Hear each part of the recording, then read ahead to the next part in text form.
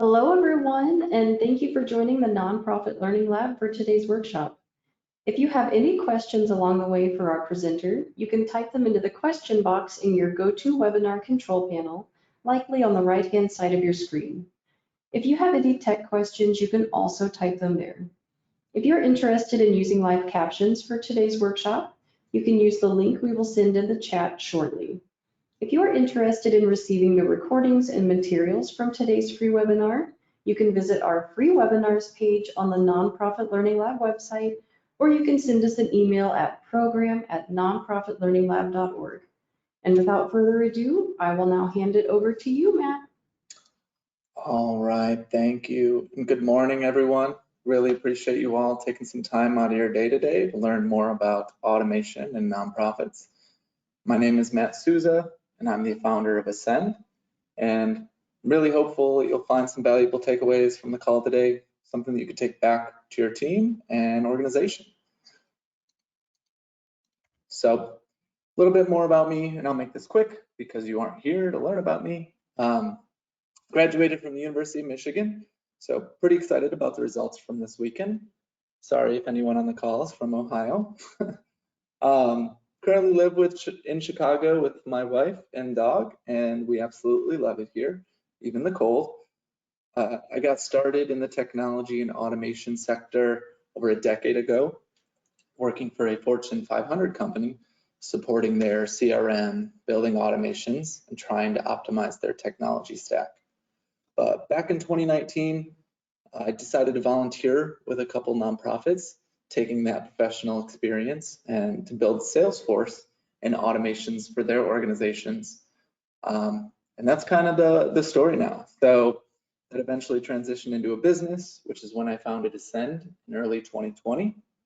And now we have around 15 active nonprofit clients with 3 consultants on board, and we're continuing to grow.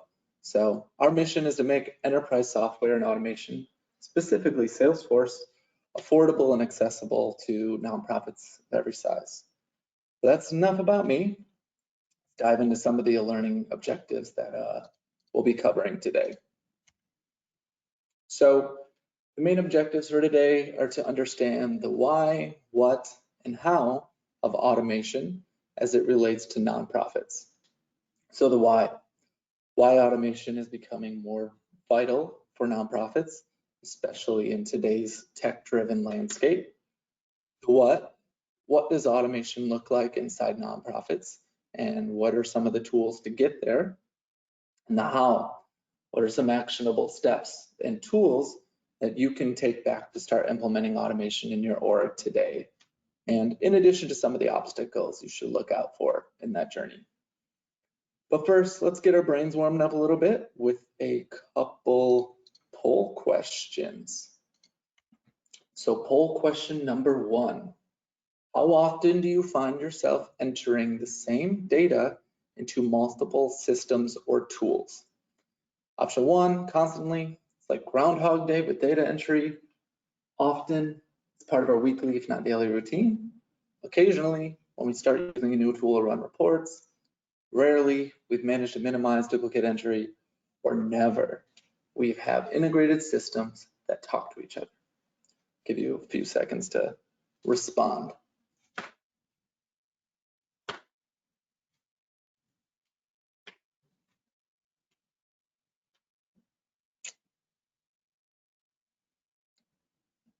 All right, thank you for your responses.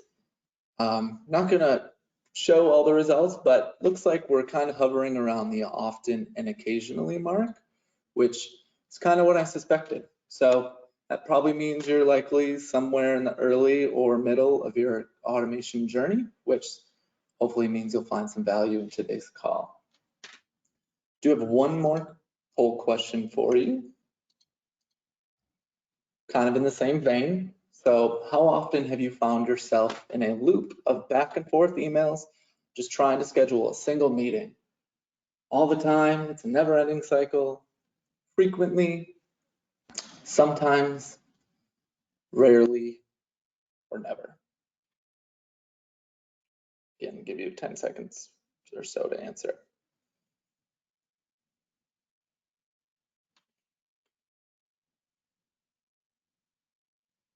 feel like I need the Jeopardy theme. All right, thank you for your responses. It's kind of funny, it's almost the exact same distribution of answers, mostly around the frequently or sometimes, which kind of is a bell curve for this. And again, kind of what I expected. I think that's where a lot of organizations fall in kind of their automation journey. So again, hopefully this will be a helpful call for you then.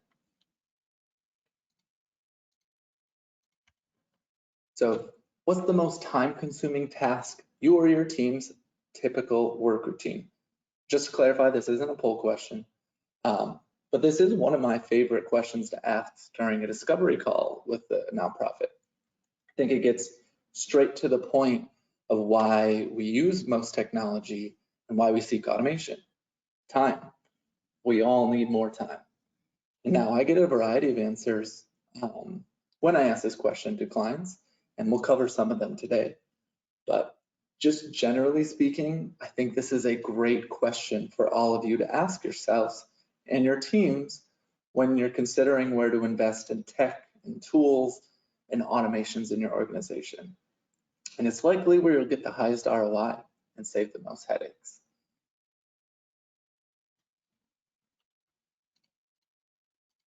So let's start with the basics and just define what automation is.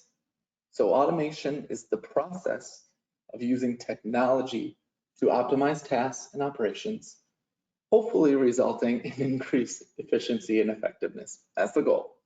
So the keywords there are process and technology. Also think it's important to say what automation is not. So automation is not a complete replacement of humans. I know that we hear about it in manufacturing, and with like AI becoming more popular, it can be a little scary, but it will never be a complete replacement for humans, especially in nonprofits where personal interaction and voice and empathy are critical to the success of most missions. Automation will also never be fully autonomous. While it does reduce the need for human intervention, it does not eliminate the need for oversight or management and occasional human input or fixes. It will never completely run on its own. Automation is not a one-size-fits-all solution. Nonprofits vary greatly in missions and priorities, processes. You can't just apply a blanket technology solution to every organization and expect it to work. So it does take some customization. And lastly, automation is not magic. And I say this somewhat facetiously, but it's not. In order for technology and automation to work as intended, it requires pretty thoughtful planning, setup, and adjustments over time. So it just doesn't happen like magic, despite even that we want it to.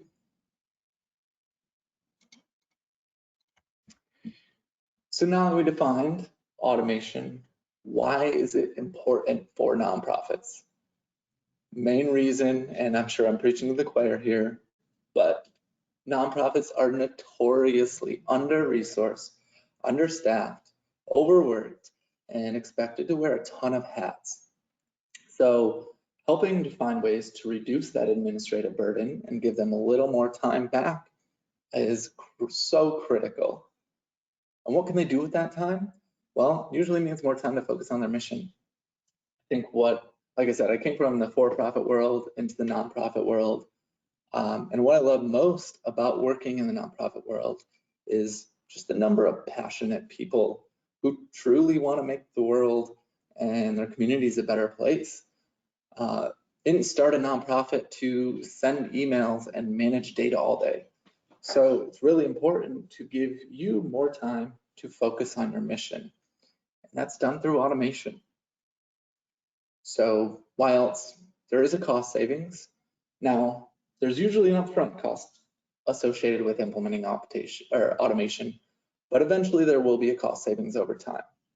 Automation can shrink your operational expenses and cut down on manual labor, can automate routine tasks and take these funds and put them from more administrative overhead to more missional critical activities, maximizing those use of donation and grants. It can also help with error reductions.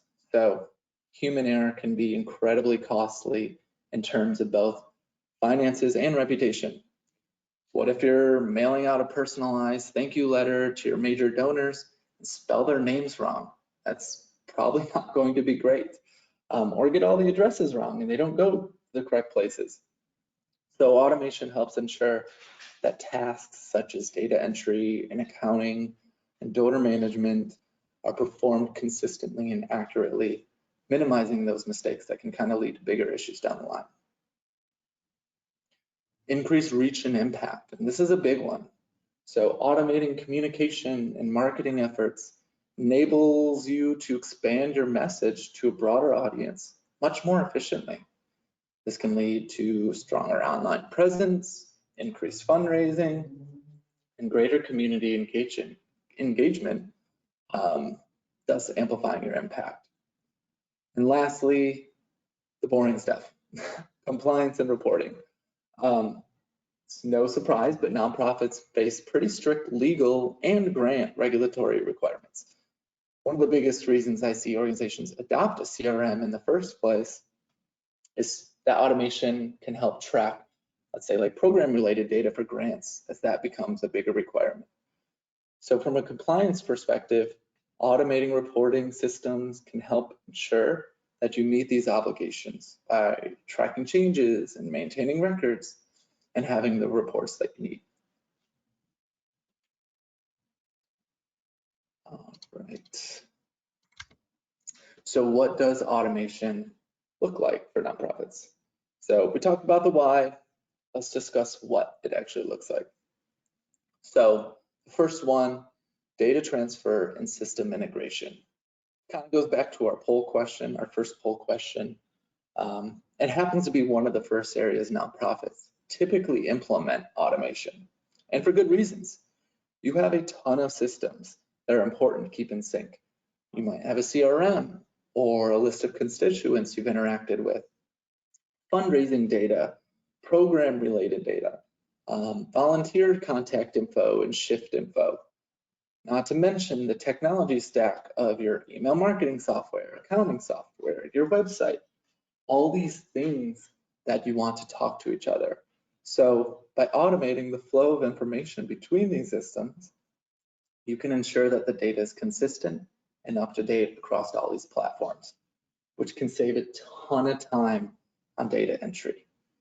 And we'll get into it, but believe it or not, it is doable for most organizations. Next one is communication. This can be both internal or external in communication, might be email or text, SMS. These might be personal letters generated for your major donors or automated acknowledgement emails as donations come in, notifications to your volunteers about upcoming shifts and openings, or reminders to yourself and your staff about upcoming deadlines. Automation is capable of saving you a lot of time in this communication that doesn't require a lot of voice or personalization. Scheduling, again, back to our poll question, but all organizations have internal and external meetings, fundraising events, galas, trainings, volunteer shifts. That's a lot of scheduling, keeping track of dates, coordinating calendars. I'm sure you felt this pain before, but automation can help coordinate these events, send reminders, adjust for cancellations, fill open slots. Just make the coordination of people and resources way more efficient. And then lastly, forms, applications, and agreements. So whether it's job applications or volunteer applications, intakes for your programs and services, maybe a new email subscriber, or just getting forms signed, automation can streamline this collection and processing of data and save you a lot of time.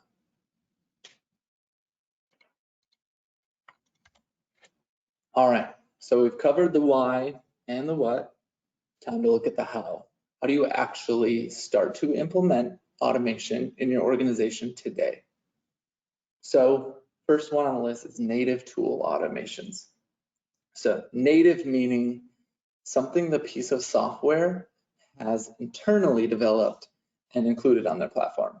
So prime example is like Gmail or Outlook. These tools have a wide variety of automations built into themselves. So you can automate email templates or follow-ups, sorting and filtering, archiving unimportant clutter in emails, and there's the ability for way more complex automations if you want. So you'll find a lot of the tools that you're actually using today have automation features built in. So that's usually a good place to start. There's solution-specific tools. Again, back to our poll question, I think a prime example of this is the software called Calendly, which became really popular during COVID. Makes it so easy for people to schedule time on your calendar. So you get rid of all that back and forth email. That's, again, time back in your day that you can spend on important things, and it's solved by a piece of software. So if there is a specific problem that you have, like scheduling, it's likely that there's a one-off solution out there if it's not already a piece of software you have. So this is getting into more my wheelhouse, tools within central databases. So if you're a little further along on your journey, you may already have a central database like Salesforce or Razor's Edge, Bloomerang, Neon, Little Green Light. I can name 100 of them. There's a lot of them out there now. Most of these systems have automation capabilities built in. But where it differs from the native tool automations, like your Gmail or Outlook, is since this is where all of your data can potentially live, you can create much more complex automations that send stuff across all of your systems or pull data from across all your systems. So quite a bit more powerful having automations run from a central database. So next, so if your native tools don't work together or your central database, you always have the option for third-party integrations. So this might be a Zapier or If This Then That or Wakato. There's a few out there. For example, I had a client that wanted to connect a pretty small ticketing software to sell for their events to Salesforce. But because it was pretty small, Salesforce didn't have a native integration, but both connected into Zapier. So I was able to connect the two via Zapier, send that data automatically. So there's no pulling of reports or manually uploading data, which takes a ton of time out of your lives. Just happens automatically, which is the beauty of it. So there's a lot of possibilities with third-party integration. Next is APIs and webhooks. We're getting into a little more complicated stuff. Yeah, this is more complex, likely going to involve like a developer coding, but I would say is kind of a more last resort because it's more expensive involving a developer. There's potential to connect systems using APIs and webhooks if you can't connect it natively or with a third-party tool. Then last is engage with a consultant. I know this is a lot of stuff, all the options for tools, ways to integrate and automate. It's overwhelming. You can always engage with a consultant who can help you come up with a plan, develop that technology stack that's well integrated and automated. So I would be remiss if I didn't mention some of the potential challenges and obstacles you may face when trying to automate your organization. So first on the list, obviously, cost. Goes without saying, but there is always a front-end financial and time cost associated with automation. Paying for the tools themselves and someone who's knowledgeable enough to set it up correctly and to your organization's specific needs does come with a cost, something to be wary of. Loss of personal touch. This is especially critical in the nonprofit world, where your relationship with donors, volunteers, partners are paramount. Automating too much does have the potential to lose your personal touch, your own unique voice. If a major donor of yours gets the same automated auto-generated email as somebody that donates $5, how do you think they'll feel? So over-relying on automation could potentially lose your personal touch. There is tend to be a steep learning curve, depending on the software, of course.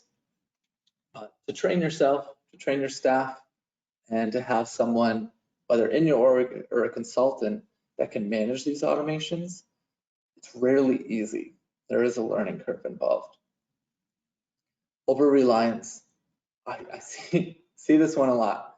But the assumption is that because technology and automation is set up and being used, everything's just going to work. And that's not necessarily how it works.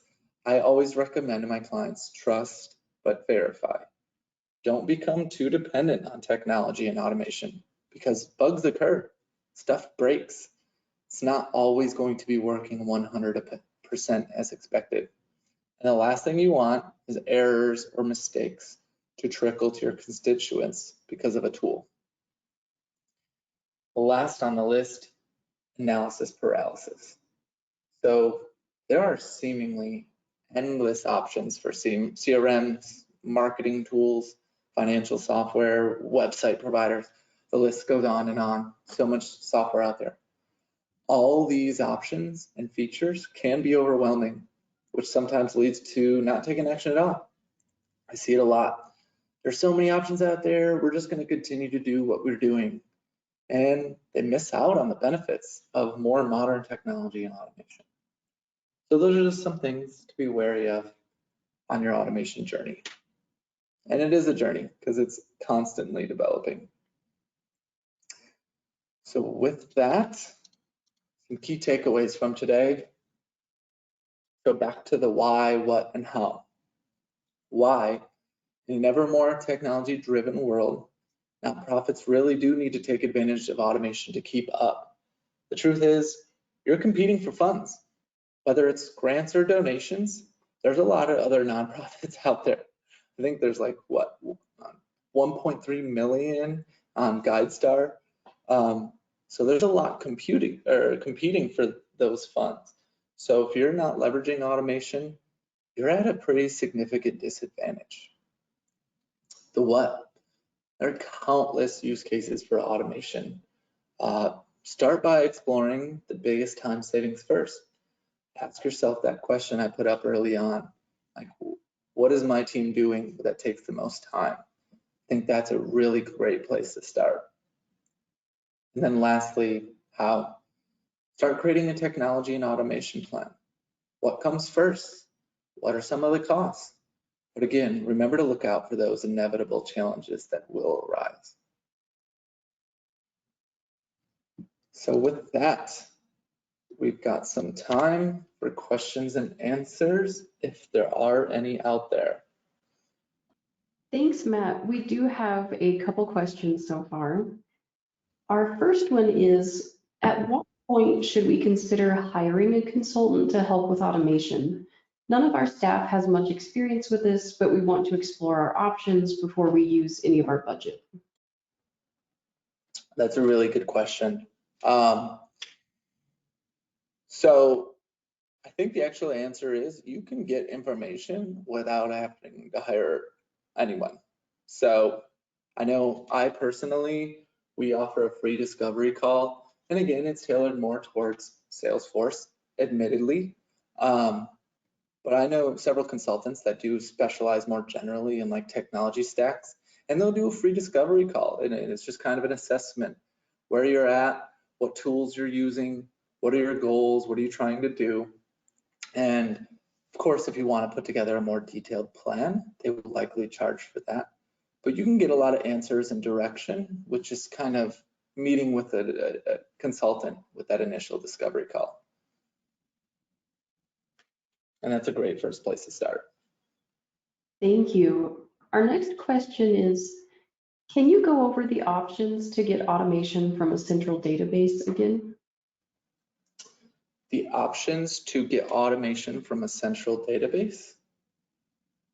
Yeah, so let's start with the central database. Again, I'm going to be a little biased here, but let's say Salesforce. But could be Razor's Edge, could be Bloomerang. A lot of them have these same automations built in. So there's several forms. One is native integrations, meaning the platform itself or the software they're trying to integrate with has built an integration themselves. An example, I know like Bloomerang has an integration with QuickBooks, right? That's a native integration, something you can just click and connect sort of thing. So a lot of these databases have native integrations. If they don't have native integrations, you can sometimes use a third party to integrate them. That would be like a Zapier. So you use Zapier to connect a Salesforce and a ticketing software, or Bloomerang and an email marketing platform, if there isn't a native one already there. And I know that Zapier might be a little intimidating, but they've actually come really far. They actually have AI now where you can go and say, hey, I want to integrate Razor's Edge and QuickBooks and have it do these things, and they actually start to build it for you, and you just kind of clean it up. And then the last one, and this is the more complicated one, is using APIs and webhooks. So most software companies will build access to their data, and it's like standard protocols and ways of accessing. That's what APIs are. So if each software has APIs, think of them as like starting points and endpoints. You can kind of connect those together, but that does usually require coding. So now you're talking probably more money, getting a developer involved. So I generally try to go with the native or the third-party integrations first with my clients, just because it's less money and less work to set up. All right, well, thank you very much. It looks like those are all of our questions at this time. Awesome. Well, just a couple quick things. So I do quickly want to share, I'm part of ACN. That's the reason I'm here. That's the Association of Consultants to Nonprofits. You've got like 200 consultants as part of the organization. So you can submit RFPs and have a bunch of consultants bid on it. We also have a huge consultant directory for literally every specialty you can imagine. So it's a great place to get started if you do need some help. And then if you do want to get more information from me, I've got my email address here. Feel free to reach out with any questions or anything like that. And that QR code will actually take you to my website where you can book a free discovery call if you want to learn more about what we do.